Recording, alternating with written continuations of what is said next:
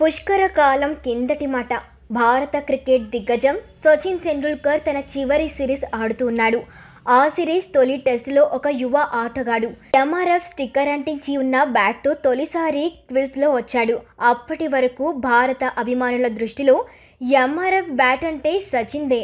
ఇప్పుడు మరో యువ ప్లేయర్ బ్యాట్పై ఫ్యాన్స్ ఆ బ్రాండ్ను చూశారు. ఆ కుర్రాడు సచిన్ స్థాయి ఆటను ప్రదర్శించడంతో సఫలమయ్యాడు. అంతేకాదు ఆ తర్వాత జరిగిన ఎంఆర్ఎఫ్ ఒప్పందం భవిష్యత్తులో వాణిజ్యపరంగా కూడా బ్రాండింగ్ ప్రపంచంలో ఒక సంచలనమైంది. ఆ యువ ఆటగాడే విరాట్ కోహ్లీ.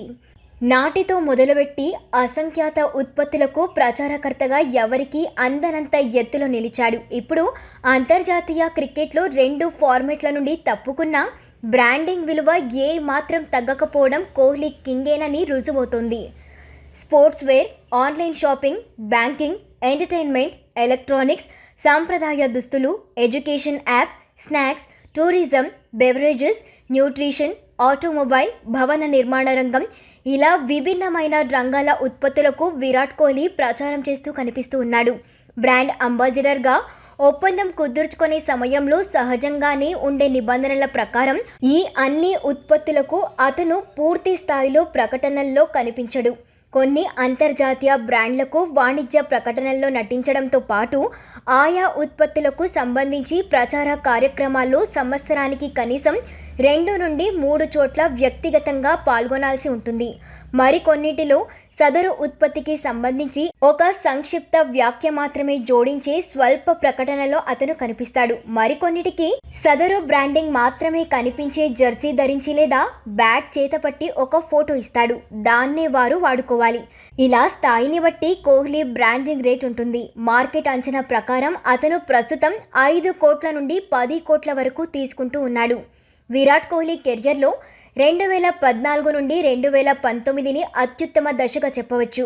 వరుస రికార్డుల ప్రదర్శనలతో అతని స్థాయి ఎంతో పెరగడంతో పాటు వాణిజ్యపరంగా కూడా అతని విలువ శిఖరాగ్ర స్థాయికి చేరింది. అందుకే మొదటిసారి ఎంఆర్ఎఫ్ చేసుకున్న ఒప్పందంతో పోలిస్తే తర్వాత చాలా పెద్ద మొత్తం ఆఫర్ చేసింది. 2017లో 8 ఏళ్ల కాలానికి 100 కోట్లతో కాంట్రాక్ట్ కుదుర్చుకోవడం అప్పట్లో సంచలనం.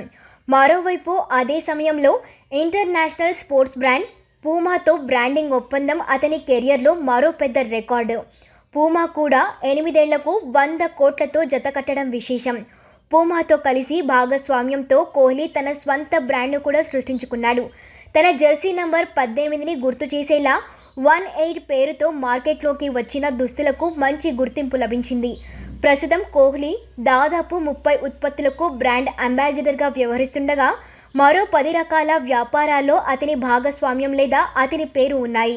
ముఖ్యంగా స్టార్టప్లలో పెట్టుబడులు పెట్టడంతో కోహ్లీ మొదటి నుండి ఆసక్తి కనబరిచేవాడు. Sports Convo, Digit Insurance, Rage Coffee, 18 వంటి స్పోర్ట్స్, ఫ్యాషన్, ఆహారం, పానీయాల విభాగాల్లో ఎన్నో స్టార్టప్లతో విరాట్ పెట్టుబడులు పెట్టాడు.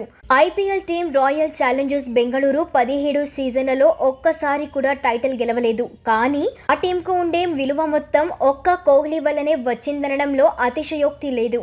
లీగ్ మొదలైన 2008 నుండి ఇప్పటి వరకు జట్టు మారని ఒకే ఒక్క ఆటగాడుగా నిలిచిన కోహ్లీని చూపిస్తూనే టీం బ్రాండింగ్ సాగుతూ ఉంది. ఇందులో తన వ్యక్తిగత ప్రకటనల కర్తలను కూడా చేరుస్తూ అతను ఆ టీం వాణిజ్య అంశాలను కూడా శాసిస్తూ ఉన్నాడు.